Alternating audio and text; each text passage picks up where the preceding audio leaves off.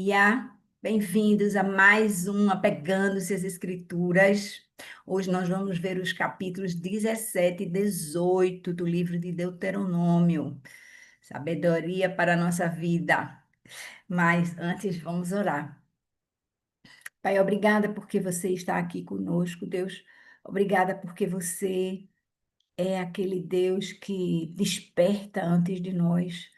Obrigada porque você é um Deus que ensina e ensina de novo e ensina de novo, mesmo que a gente se esqueça, mesmo que a gente não aprenda, você está ali, paciente, longânimo. Você é bom, Deus. Nós te agradecemos, Pai, pela tua sabedoria, pelo teu poder, pelo teu amor, pelo teu cuidado com as nossas vidas, pelo teu conselho, pelo teu ensino, pela tua vontade de nos fazer conhecer quem tu és e quais caminhos nós devemos trilhar, Deus.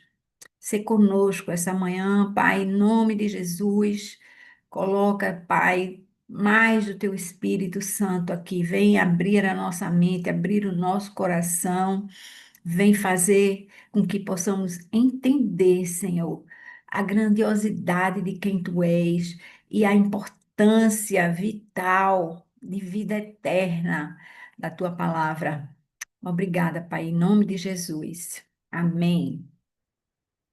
Amém, amados. Amém. Hoje a gente viu, né, que vai falar sobre os capítulos 17 e 18, mas aí só lembrando, para dar continuidade, né, nós vimos trilhando o Deuteronômio. Na semana passada nós vimos o capítulo 15 e o 16.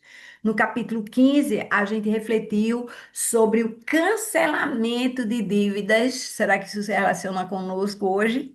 E a libertação de escravos no sétimo ano. Esse é o ano do jubileu, né?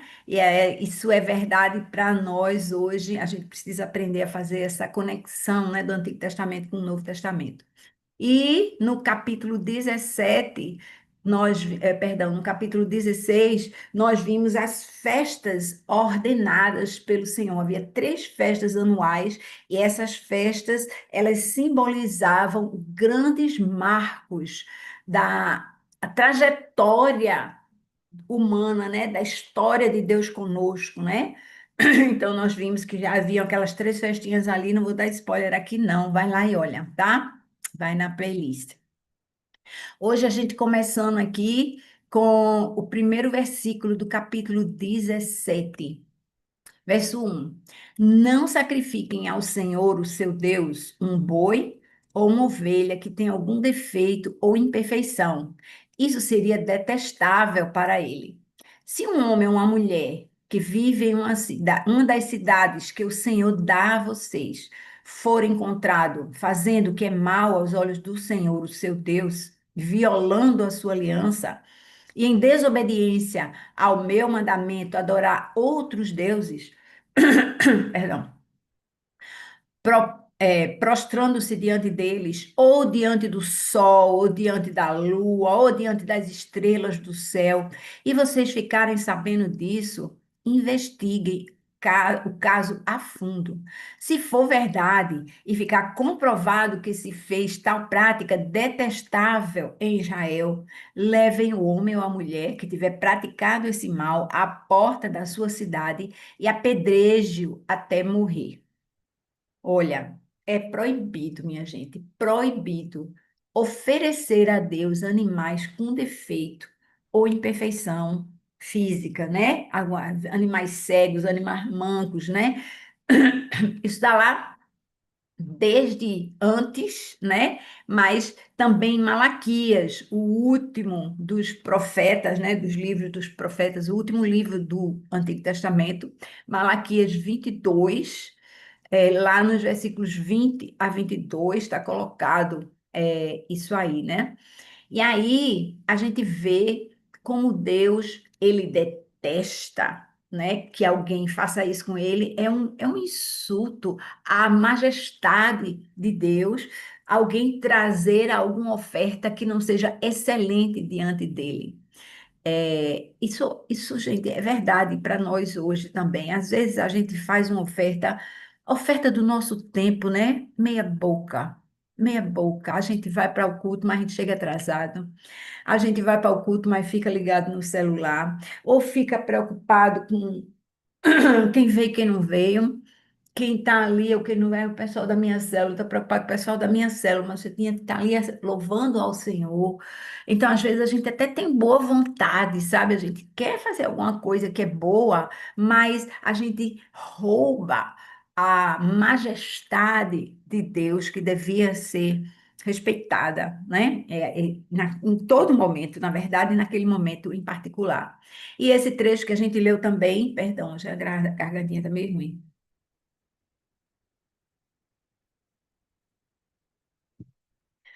Esse trecho também trata da questão da idolatria, né? Adorar coisa criada em detrimento do Criador. E a gente vê isso em todo o tempo, né? Desde aquele tempo que havia os deuses Baal e outros mais, né? Como hoje em dia, né? Recentemente, sei lá, o Wicca, a turma que adora a natureza, né? Tudo é Deus, o sol é Deus, a lua é Deus, tudo é criação de Deus. Eles não são deuses, eles não têm vida própria, não é? De jeito nenhum. Então a gente precisa é, tirar isso do nosso meio, e é isso que significa se matar aqui, né? Apedrejar isso até morrer. Tem que matar da nossa carne esse desejo por algum Deus que eu enxergue, que eu pegue, que eu sinta na minha pele, que eu veja. A gente precisa crer num Deus invisível, porque o nosso Deus Todo-Poderoso, ele é invisível. Ele não pode ser visto, mas ele pode ser ouvido, ele pode ser sentido. Ele é muito verdadeiro e ele é muito presente também. Você não precisa estar fazendo imagens ou escolhendo objetos para você adorar, porque você pode ver e tocar, né? Às vezes. Enfim. Isso aí, como eu falei, já estava estabelecido antes, né, lá em Êxodo 20:20. E aí, isso também é confirmado no Novo Testamento. E eu faço sempre questão de colocar aqui o Novo Testamento, por quê? Porque a gente é, sabe que funciona hoje. Funciona hoje em dia a gente ter esses princípios na nossa vida, tá? Então, 1 Pedro 1:19, anota aí. Primeira carta de Pedro, capítulo 1, versículo 19, a gente tem o texto seguinte: mas pelo precioso sangue de Cristo, como de um cordeiro, sem mancha e sem defeito. Aquele cordeiro, aquela oferta de sacrifício que era feita ali, ele não podia ter defeito, por quê? Porque ele remetia a Cristo Jesus, que é um animal, né, um cordeiro imaculado. Ele era sem defeito, sem imperfeição. Então, está registrado aqui em 1 Pedro 1:19. Ele fala do precioso sangue de Cristo como de um cordeiro sem mancha e sem defeito. Ele é a nossa verdade, né? No Novo Testamento. Então, hoje a gente não faz mais sacrifícios de animais, a gente sabe, né, que aquele sacrifício se referia ao sacrifício de Jesus.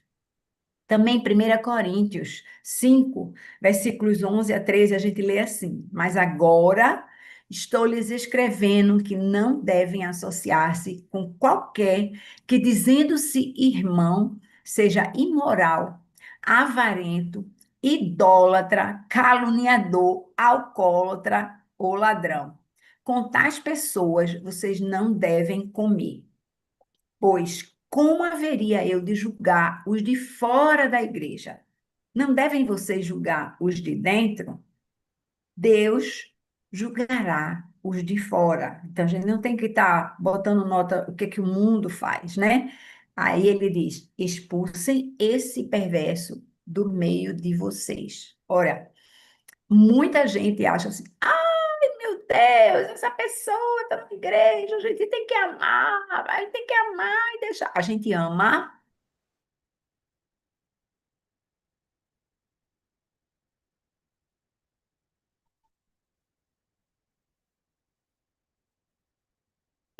Muita gente chama de lugar de gente doente, né? A palavra de Deus diz que ali dentro tem joio e tem trigo. Tem os que têm um nome escrito no livro da vida e tem os que não têm um nome escrito no livro da vida. Mas o que é que acontece ali? A gente precisa, dentro da igreja, alertar as pessoas para o que está errado, minha gente. É um lugar de aprendizado, é um lugar da gente estar ali. Então, o que é que ele fala aqui? Olha, você é imoral, está errado. Você é avarento, sovina, está errado, porque Deus, ele é generoso, ele é abundante, ele quer que a gente seja generoso também. Ele diz que a gente deve dar ao pobre, dar à viúva, cuidar, né, de quem precisa.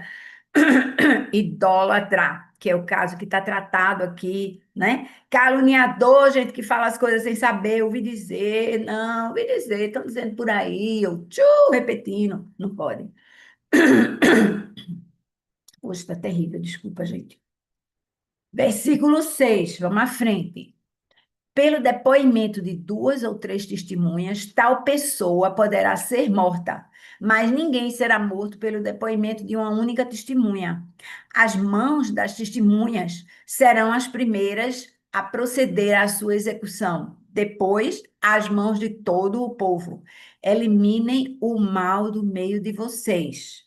Então, isso aí também já apareceu antes, né, em Números 35 tem lá essa indicação, continua valendo também no Novo Testamento, né? Continua valendo essa coisa de que de apedrejar, não, bem traduzido aqui, continua valendo a coisa de eliminar o mal. Veja a última frase aí do versículo 7.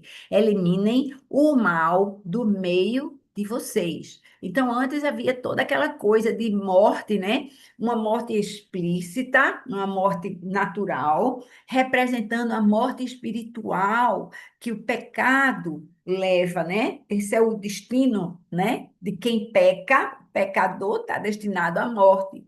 E aí Jesus vem e nos resgata, tá? Agora veja aqui o que diz o Evangelho de João, no capítulo 8, versículo 7. Diz assim: Visto que continuavam a interrogá-lo, ele se levantou e disse: Se algum de vocês estiver sem pecado, seja o primeiro a atirar pedra nela. Vocês estão ligados nesse episódio aí, né, da mulher que foi pega em adultério, e aí alguns homens levaram essa mulher à presença de Jesus, para ele declarar que ela fosse apedrejada. E aí Jesus abaixou-se e começou a escrever com o dedo no chão. E aí aquelas pessoas, como está dizendo aqui a palavra, continuavam a interrogá-lo. Aí ele disse: tá bom, quem vai ser a testemunha? Porque primeiro já estavam errados, que levaram só a mulher, era para ser os dois. Apedrejado, porque adultério não se comete sozinho, é com dois, tá? E depois levaram a mulher e queriam exigir de Jesus a morte dela. E aí Jesus disse: tá bom, quem vai ser a testemunha? Né? Quem vai atirar primeiro a pedra? E aí a gente sabe a sequência, né? Que a palavra diz que eles começaram a ir embora, começando pelos mais velhos ali, que tinham mais carga no coração, né?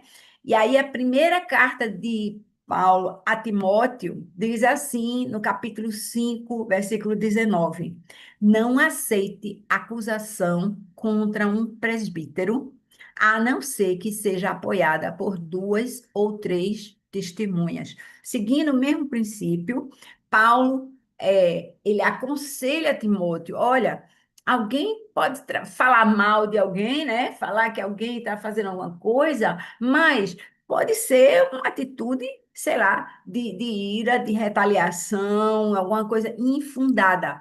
Então, Paulo diz: vá checar, né? Procure se apoiar no testemunho de duas ou três testemunhas, né? A gente precisa ter muito cuidado na hora de passar julgamento, mas quando ele diz isso, ele está dizendo isso ao líder da igreja. Minha gente, os os ministros ordenados, os ministros separados, eles estão numa liga diferente.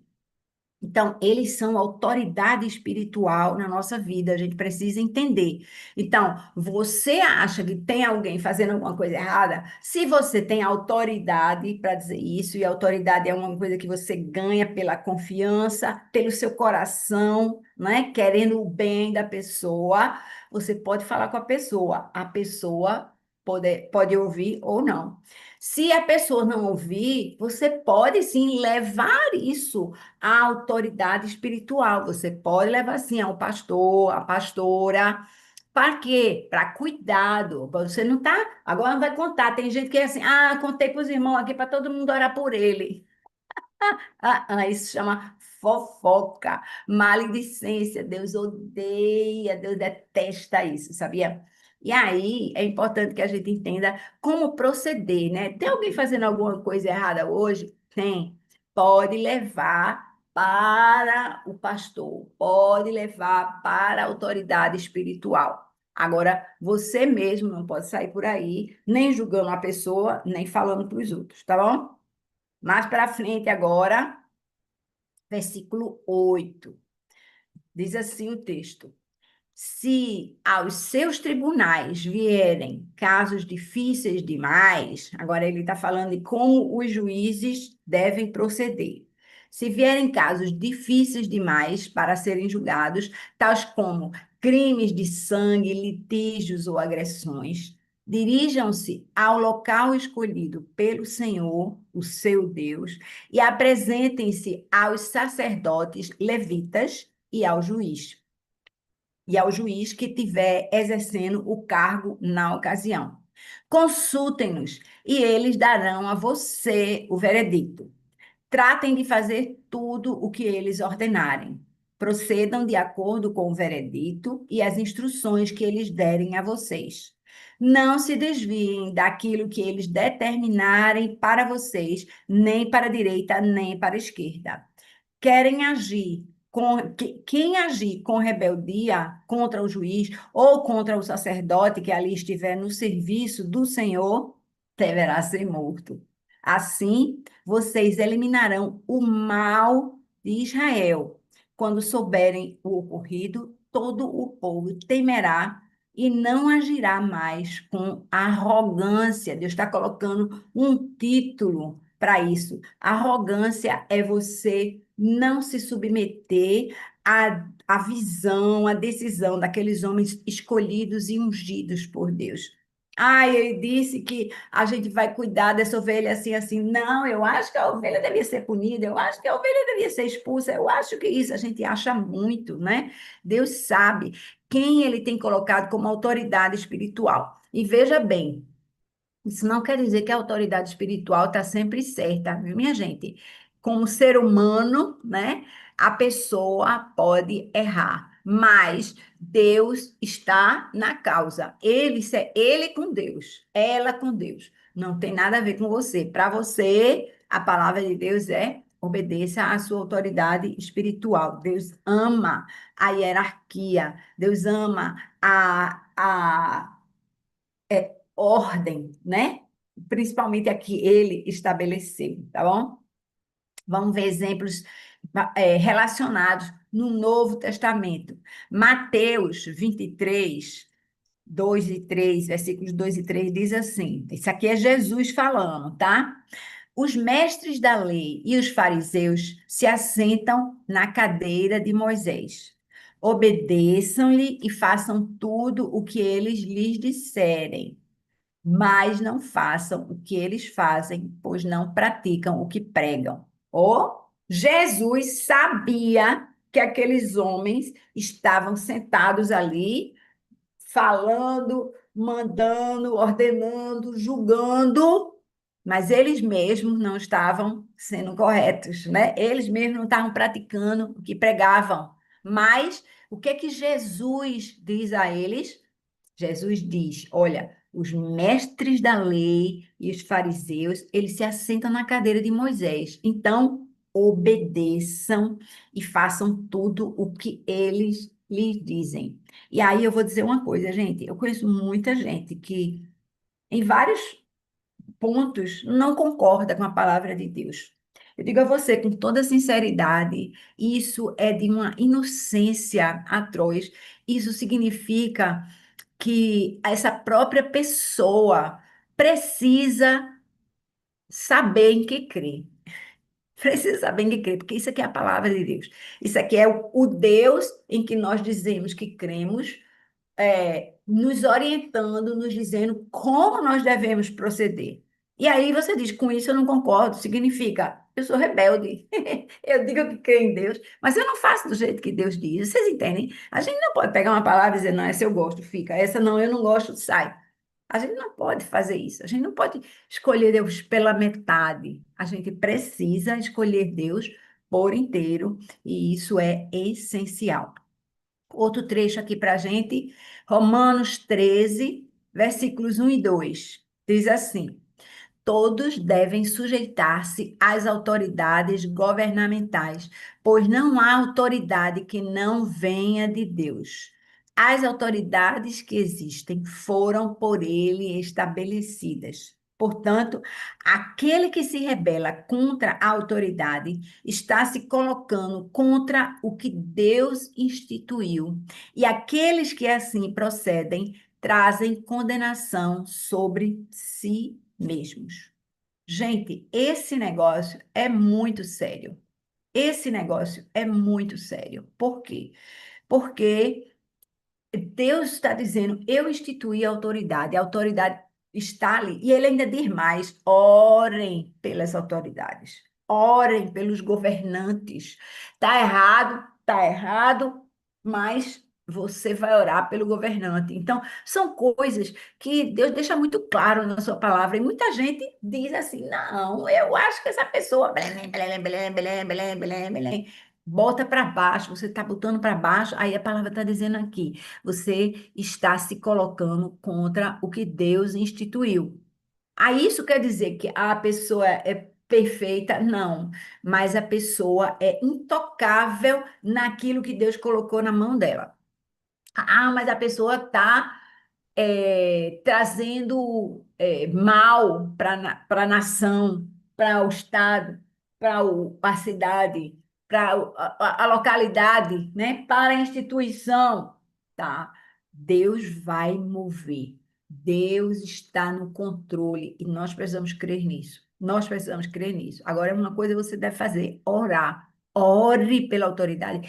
Isso é ordem de Deus. Ore pela autoridade, porque Deus tem poder para mudar todas as coisas, né? E, inclusive, ele usa as pessoas que fazem coisas erradas. Ele usa os os reis das nações inimigas. É bom ler o Antigo Testamento porque a gente vê isso, né? Ele usou um rei estrangeiro para tirar o povo da Babilônia e levar de volta para Judá.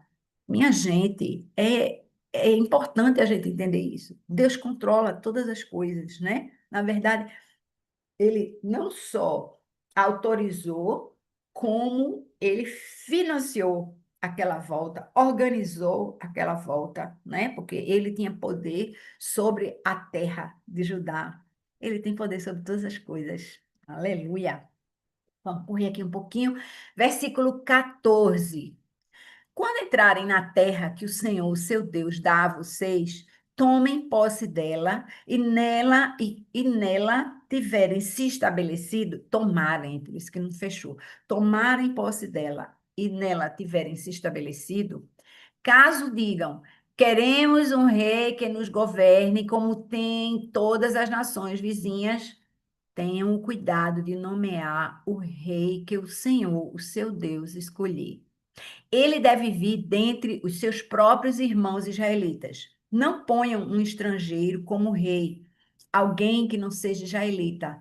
Esse rei, porém, não deverá adquirir muitos cavalos, nem fazer o povo voltar ao Egito para conseguir mais cavalos, pois o Senhor disse a vocês: jamais voltem por esse caminho. Ele não deverá tomar para si muitas mulheres, caso contrário, o seu coração se desviará também não deverá acumular muita prata e muito ouro. Gente, eu costumo dizer aqui que Salomão não leu esse capítulo 17 das Escrituras. Salomão era um homem muito sábio. A gente sabe que Deus deu a ele sabedoria, porque ele pediu, especificamente sabedoria para governar, mas com toda a sabedoria que o Senhor, sim, deu a ele, era uma sabedoria reconhecida no mundo inteiro, ele era conhecido, a rainha de Sabá saiu da terra dela, veio para cá, cheia de presente, ficou impressionada ela já tinha ouvido coisas maravilhosas, mas quando veio, ficou ainda mais maravilhada com a sabedoria dele, mas ele não leu o capítulo 17 de Deuteronômio. Claro que não estava arrumadinho assim, né? Na época, mas isso aqui já existia, né? Isso aqui já era conhecido, porque Moisés instituiu, foi Moisés que escreveu tudo isso. E aí, gente, é muito importante que a gente entenda que quando a gente sabe alguma coisa, inclusive Deus alerta, cuidar para não saber muito, porque você vai precisar obedecer a tudo que você sabe, né? Mas Deus sonda o nosso coração, cuidado, porque ignorância não é desculpa para fazer bobagem, né? Então é bom saber o que é certo e o que é errado. Agora, eu queria chamar a atenção de vocês para um texto de outro livro do Antigo Testamento, Primeiro Reis. Há alguns relatos, né, paralelos aí dos reinados sobre o povo de Israel. E aí, no livro de Primeira Reis, capítulo 3, versículo 2, diz assim: Salomão aliou-se ao faraó, rei do Egito, casando-se com a filha dele. Oi? Vê só.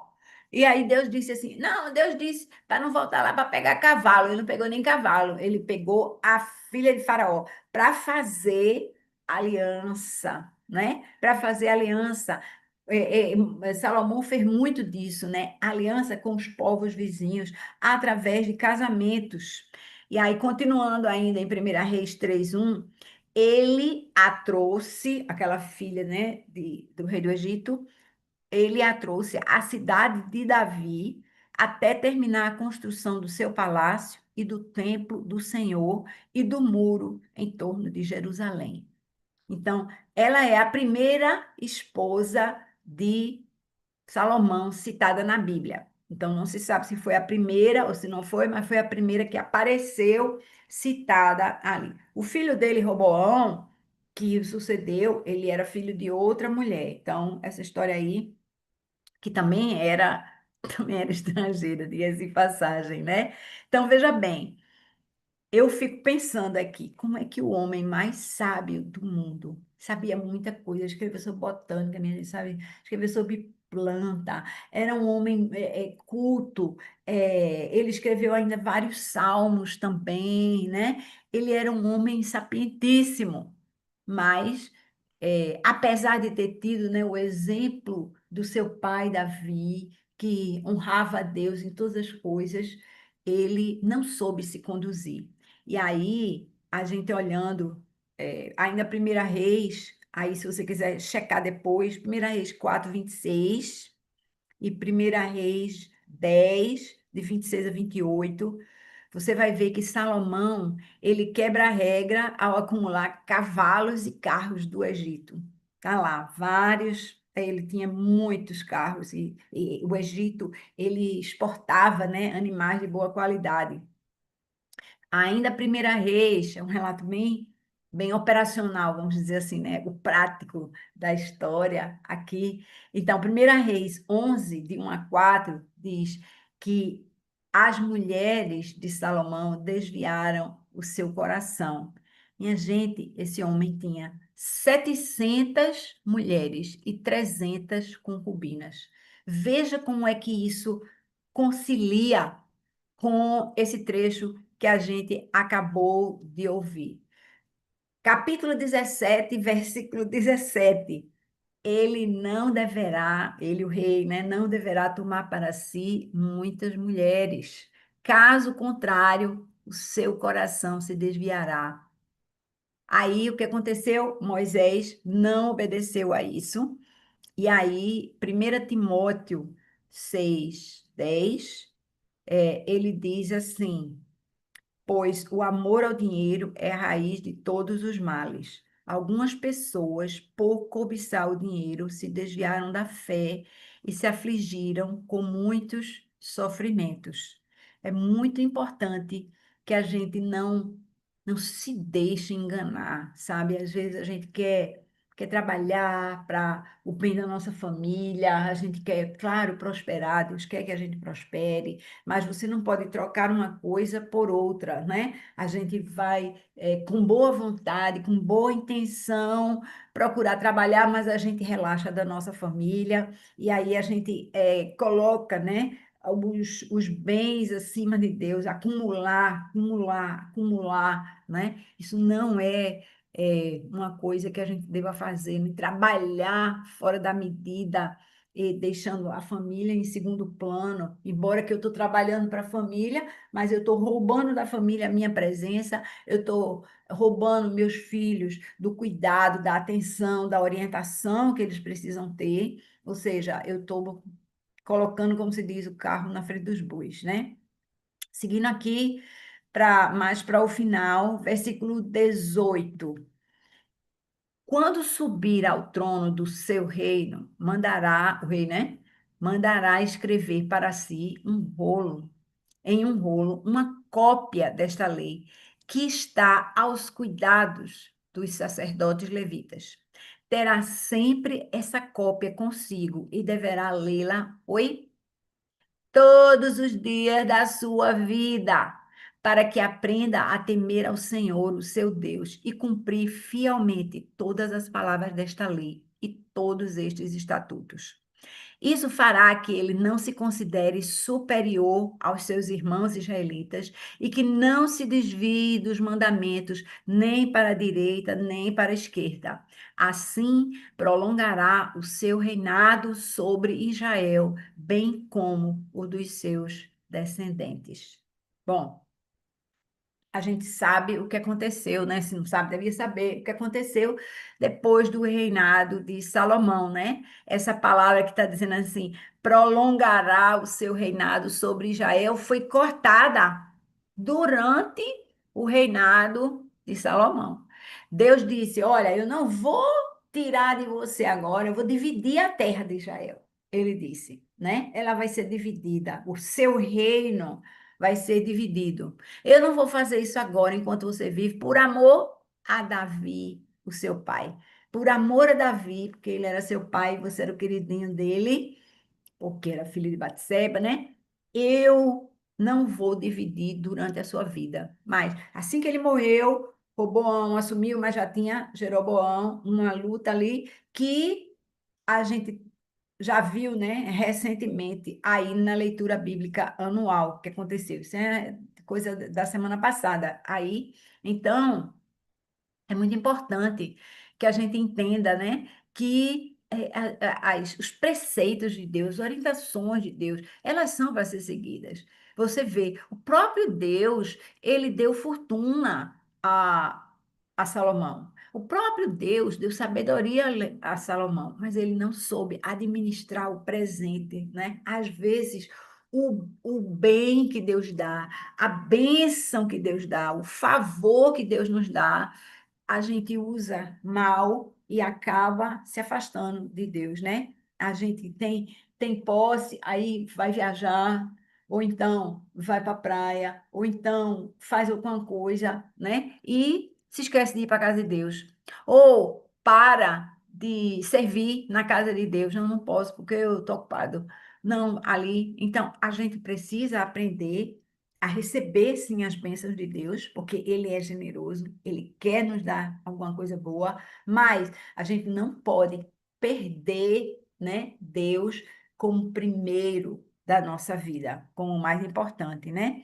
E aí eu queria ler para você um trecho do Senhor falando a Josué, em Josué 1:8, no livro de Josué 1:8, diz assim: não deixe de mencionar as palavras desse livro da lei e de meditar nelas de dia e de noite, para que você cumpra fielmente tudo o que nele está escrito. Desse modo, você fará prosperar os seus caminhos e será bem-sucedido.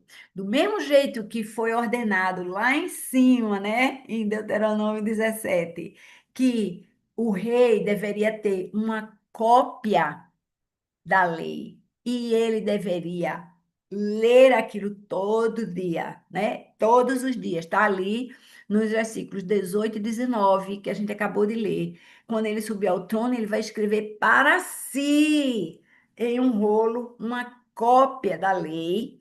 E ali, naquela época, era só para os reis, mas hoje nós temos, né? Cada um tem aí uma copiazinha da sua Bíblia, né? Importante a gente ter o nosso recurso que Deus nos dá hoje, né? Livremente. E aí ele está dizendo, versículo 19, né? Que ele deveria, o rei, lê-la todos os dias da sua vida. Para quê? Para aprender a temer ao Senhor. A gente precisa disso na nossa vida, né? E aí ele diz agora, né, em Josué, isso, e agora veja o que diz no Novo Testamento, Tiago. Tiago 1,25 diz assim: Mas o homem que observa atentamente a perfeita lei que traz a liberdade e persevera na prática dessa lei, não esquecendo o que ouviu, mas praticando, será feliz naquilo que fizer. Isso é uma promessa, minha gente, que está em Tiago. No Novo Testamento, Deus não somente diz que a gente deve ler a palavra, mas ele diz que a gente deve obedecer a palavra, e isso vai gerar bênção na nossa vida. Promessa do Senhor, promessa cumprida, né? É o sim, o amém. Vamos passar agora para o capítulo 18 e a gente vai ver rapidamente acerca da herança dos sacerdotes e dos levitas, né? É um bocado de regra aqui, né? Nesse espaço, e a gente precisa entender que havia sim uma regra especial para aquele povo especial, né? Era uma nação que não tinha herança física, né? Terra, chão que pertencesse a ele, não tinha uma nação morando junta, mas eles moravam em cidades separadas, né? Dentro de cada tribo de Israel. Versículo 1 do capítulo 18. Os sacerdotes levitas e toda a tribo de Levi, que são coisas diferentes, né? A tribo de Levi era um povo e os sacerdotes eram os descendentes de Arão, lembra? Os sacerdotes levitas e a tribo e toda a tribo de Levi não terão posse nem herança em Israel. Viverão das ofertas sacrificadas para o Senhor, preparadas no fogo, pois esta é a herança deles. A herança deles era o que Deus ia dar na mão deles, na boca, né? Não terão herança alguma no meio dos seus compatriotas. O Senhor é a herança deles, conforme lhes prometeu. Quando o povo sacrificar um novilho ou uma ovelha, os sacerdotes terão direito à perna dianteira, à queixada e ao estômago. Vocês terão que dar-lhes as primícias do trigo, do vinho e do azeite, e a primeira lã da tosquia das ovelhas, pois de todas as tribos o Senhor, o seu Deus, escolheu os levitas e os descendentes deles para estarem na presença do Senhor e para ministrarem sempre no seu nome. Se um levita que estiver morando em qualquer cidade de Israel desejar peregrinar a um local escolhido pelo Senhor, poderá ministrar em nome do Senhor, o seu Deus, a semelhança de todos os outros levitas que ali servem na presença do Senhor. Ele receberá uma porção de alimento igual à dos outros levitas. Além disso, ficará com o que receber com a venda dos bens da sua família. Lembra que eles tinham um terreninho, né? Cada cidade levita tinha um terreninho para eles botarem ali alguns animais ou ofertas que alguém quisesse trazer para eles ali, né? E eles tinham o direito de guardar isso, mas eles não tinham o direito de ter posse, né? Na terra. E aí você vê que essa herança era muito interessante, porque ao invés deles receberem terra, eles recebiam a porção do Senhor. Tudo era provido para eles. A carne que já vinha pronta, né? Não só, ele não precisava nem ir conseguir criar, né? Botar no pasto, alimentar, tal. Não precisava arar a terra, ele não precisava, porque já vinha pronto para ele a carne assada e o pão, já vinha o vinho, ele fala do lagar, né, o fruto do lagar, então vinha tudo para as mãos deles prontos, né? Eles eram sustentados pelos sacrifícios que eram oferecidos a Deus. E aí eu queria trazer mais uma notinha do Novo Testamento, 1 Coríntios 9, versículos 13 e 14, diz assim: Vocês não sabem que aqueles que trabalham no templo alimentam-se das coisas do templo e que os que servem diante do altar participam do que é oferecido no altar? Da mesma forma, o Senhor ordenou àqueles que pregam o evangelho que vivam do evangelho.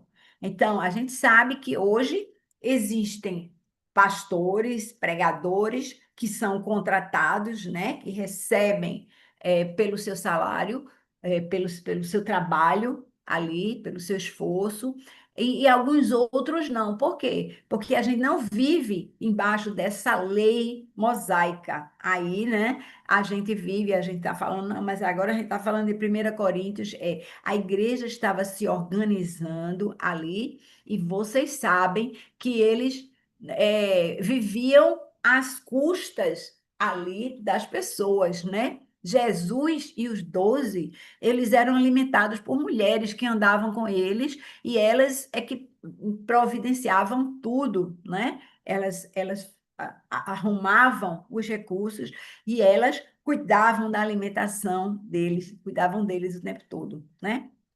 Versículo 9. Quando entrarem na terra que o Senhor, seu Deus, dá a vocês, não aprendam a fazer as coisas detestáveis que as nações de lá praticam.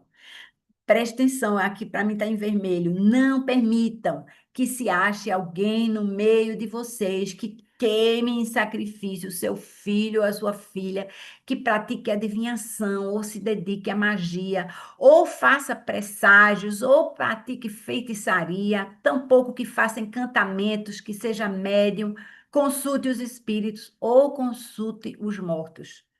O Senhor detesta quem pratica essas coisas, e é por causa dessas práticas detestáveis que o Senhor, o seu Deus, expulsará aquelas nações da presença de vocês.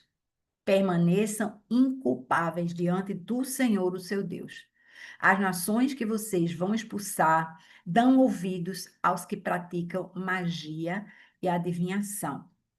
Gente, eu vou dizer uma coisa: nós somos um povo, né, que herdou muita tradição dessa coisa de feitiçaria, né, de obra, né, trabalho e pá. Às vezes a gente vai, eu ficava espantada andando pelas ruas do Rio de Janeiro, que você virava a esquina assim, aí tinha lá uma vela, uma farofa, uma galinha morta, um negócio assim. Eu dizia, o que é isso? Trabalho, trabalho.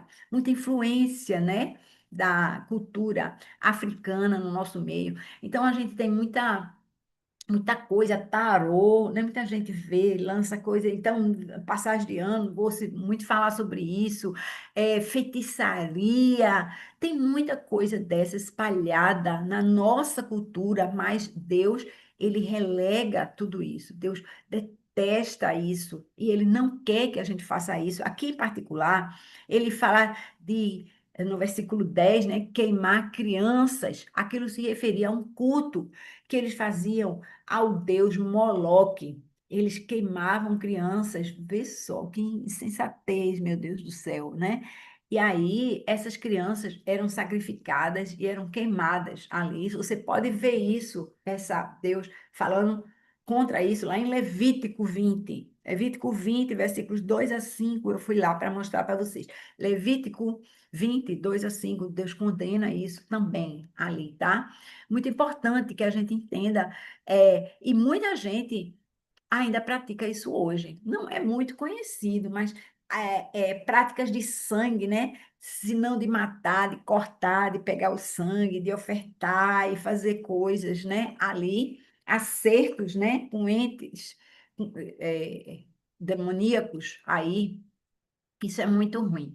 Deus detesta adivinhação, Deus detesta feitiçaria, mediunidade, essas coisas de falar com os mortos, isso não existe, isso é um engano, tá bem? Claro, também na palavra, né? Consulta espíritos lá. Olha, eu quero dizer a vocês, não tem magia branca nem magia negra. É tudo magia negra, tá? Não tem magia branca. Assim, coisa. Então, você tem que evitar essas coisas, minha gente. E a gente tem isso como uma coisa leve.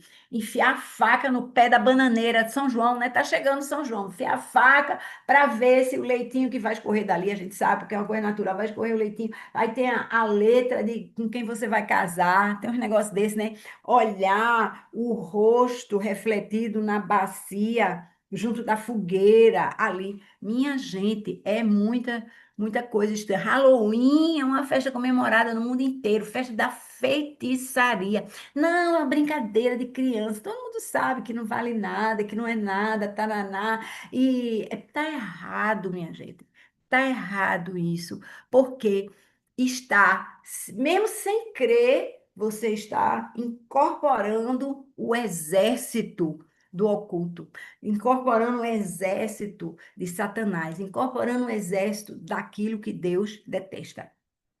E aí, vamos para frente, rapidamente aqui, versículo 15. O Senhor, o seu Deus, levantará dentre os seus próprios irmãos um profeta como eu.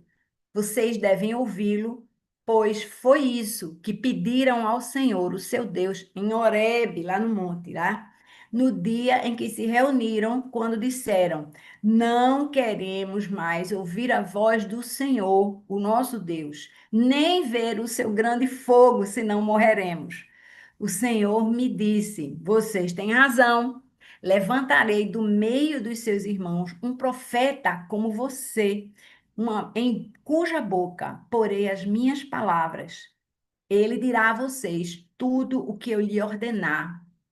Se alguém não ouvir as minhas palavras, que o profeta falar em meu nome, eu mesmo lhe pedirei contas.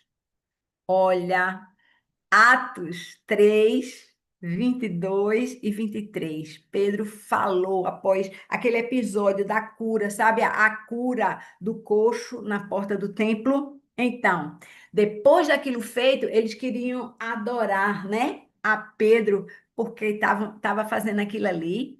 E aí, Pedro diz: Não, pare com isso, né? Ele diz: Pois disse Moisés. O Senhor Deus lhes levantará dentre os seus irmãos um profeta como eu. Ouçam-no em tudo que ele disser. Quem não ouvir esse profeta será eliminado do meio do seu povo. Eu estou lendo Atos 3, né? Não é Deuteronômio 18 aqui, né? O próprio Moisés, ele anunciou a vinda de Jesus. E eu peguei esse trecho, por quê? Porque agora Pedro está falando as mesmas palavras de Moisés. Dá uma conferida lá, gente, isso arrepia, sabe? Porque Deus deixa claro e confirma assim, nas palavras que ele falou, que foram relatadas nas Escrituras, está a confirmação daquela profecia de Moisés, que está colocada aqui agora no Novo Testamento, depois que Jesus já tinha morrido. Agora, Pedro dizendo, aqui foi cumprido.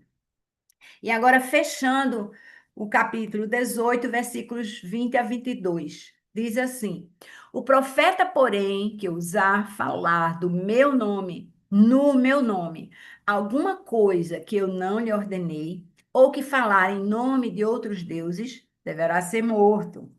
Talvez vocês se perguntem: como saberemos se uma mensagem não vem do Senhor?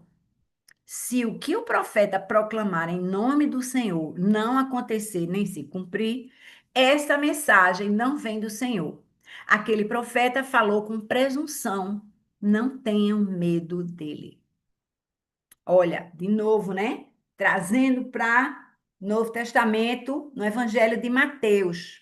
Mateus capítulo 7, 15 e 16 diz: Tenham cuidado com os falsos profetas. Mesmo alerta, mesmo alerta. Agora, você achou um falso profeta porque alguma coisa que ele falou não se cumpriu e você vai matá-lo? Não. Agora, no Novo Testamento é o mesmo princípio, mas a nossa atitude é diferente.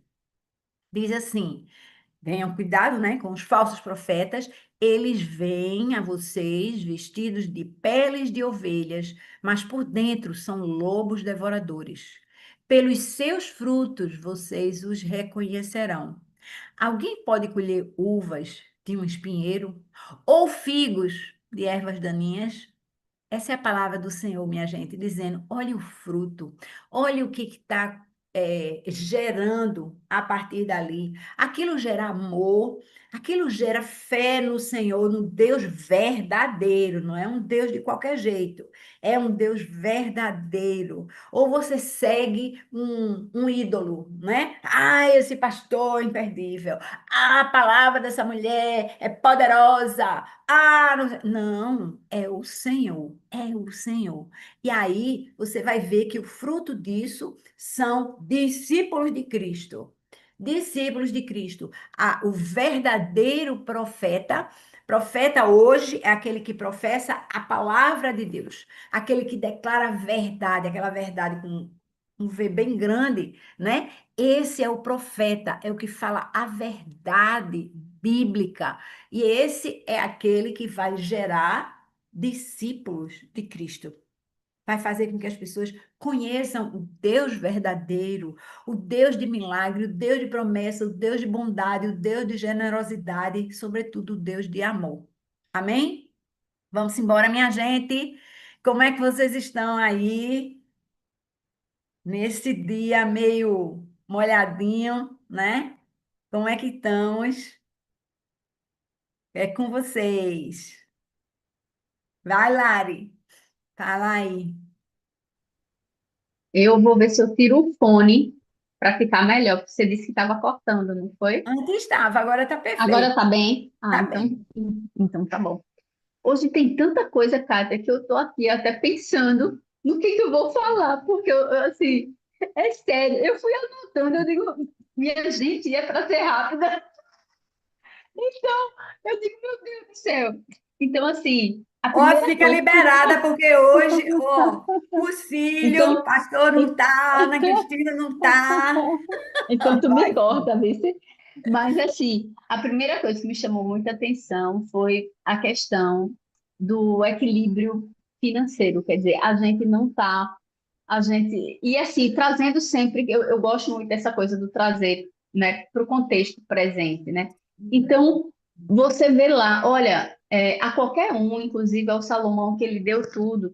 Gente, não tenha carros demais, não tenha pratas demais, não tenha mulheres demais. Quer dizer, que a mulher diz, só tenha uma, viu? Olha, então, assim, mas o que eu estou dizendo assim, ele diz isso para a gente, porque isso corrompe, né? Quando você Eita, tem, agora foi. assim, Tá nessa coisa de abundância, cortando. Tira, tira, tira. foi, eu vou tirar, peraí. Aí eu tenho que tirar e tenho que movimentar aqui, Kátia, porque senão, deixa eu baixar aqui e ver se ele volta, peraí. Então, não, não. Então segue, Deixa eu ver segue. se vem Segue, segue, aqui. segue. Peraí. Não sei. Vá. Não sei, tá me ouvindo? Ter muito, ter muito, ter muito. Você tava. Peraí. Continua, desculpa. Não sei. Peraí, agora, deixa eu ver. Para falar.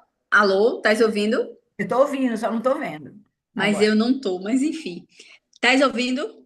Perfeitamente, Ah, eu não perfeitamente. tô, mas você tá tudo bem. Perfeitamente. Isso. Então assim, essa questão do equilíbrio eu acho super importante. Você trouxe isso e sabe, as pessoas têm que ter, porque muitas vezes as pessoas na bênção se desviam, porque são corrompidas, né, pelo mundo. Eu lembro muito da parábola do semeador, as coisas do mundo acabam desviando. Então, isso é uma questão.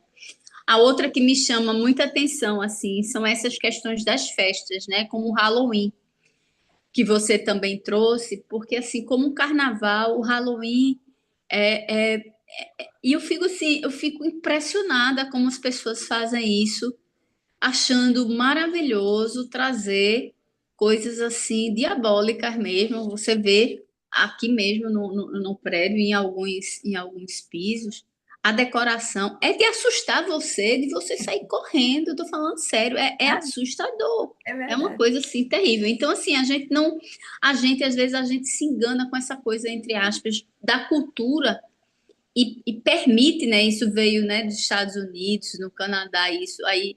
Meu filho mesmo tem primo que mora lá e que, assim, é terrível. Então, é terrível esse aspecto que eu acho que você levantou bem, como a questão da feitiçaria, como isso, meu Deus do céu, e aí, mais uma vez, envolto nessas questões culturais, nessa questão de que, né, hoje a gente é um país laico e que aí pode tudo e se desvia. E muitas vezes o próprio crente, né, vai em busca de ouvir um tarô, ver uma cartomante ou uma adivinhação. Muitos que estão aí se diz até, inclusive até católicos, são espíritas, quer dizer, ai, a gente pode ir em que qualquer caminho, quer dizer, então tem que ter muito cuidado com isso. Eu acho essa a questão importantíssima. Questão da profecia dos frutos. Então, assim, como é importante. E isso tem outros lugares da Bíblia que conhece a gente pelo fruto. Né? Você trouxe isso, conhece a gente pelo fruto. Então, não adianta você falar que é cristão. Não é para o outro. Você tem que ser para Deus. Então, é ser, não é. O que você é? Eu sou cristão. Sim, uma vez uma amiga mesmo, acho que ela ficou meio assim. Quando ele falou de cristão, eu disse, mas não, eu acredito em Cristo, né? Eu digo, eu entendo, eu acho que se todo mundo, assim, quem se diz acredita, mas até o inimigo acredita, né? Mas a questão é você pratica, porque você é cristão, se você é cristão, cristianismo, você pratica o que Cristo, se você não entende, nem sabe e nem obedece, não entendo, assim, esse lado enfim, eu falei isso, eu digo, meu Deus, me dá sabedoria, porque quando você fala isso, às vezes as pessoas, né? Mas é isso, assim, não dá para ser diferente, é através do teu fruto e é no dia a dia, dentro da sua casa, porque às vezes é muito bonitinho ser na igreja, não é na igreja, quer dizer, é também, né? Mas não é lá, é na sua casa, é no seu dia a dia, quem você realmente é com Cristo. Enfim, então, muitas questões, isso que você trouxe aqui de Deuteronômio, da palavra de Moisés, né, e que Moisés atestou. E é impressionante, né? A palavra de Deus, ela além de ser viva, ela é corroborada em vários livros, né? Então, com isso, eu acho essa palavra, a palavra hoje eu vejo como realmente que é o reino de Deus, é muito precioso. Isso é aquela pérola, né, que você descobre aquele reino e que você vende tudo para você poder se dedicar àquilo, porque aquilo é o que tem valor. Então, essa é a palavra de Deus. Então, bênção sobre isso. Amém. Obrigada. Muitas coisas hoje, muitas coisas muito, muito boas. Você trouxe Josué, você trouxe Tiago, trouxe Reis. E, assim, bendito é aquele que tem sede e fome da Amém. palavra de Deus, porque é bênção, realmente bênção. Viu? Amém. Obrigada, que Deus abençoe. Amém. Amém, Lari. Tem alguém mais aí querendo dar algum recado, minha gente? Querendo comentar alguma coisa? Não? Então a gente vai encerrar agora. Eu vou pedir a Lari se eu conseguir falar com ela para estar aí nos fechando em oração. Lari, ela disse que não ia me ouvir. Não ia me ouvir se não, se tiver, tirasse o coisinha. Enfim, deixa eu ver se eu consigo fazer uma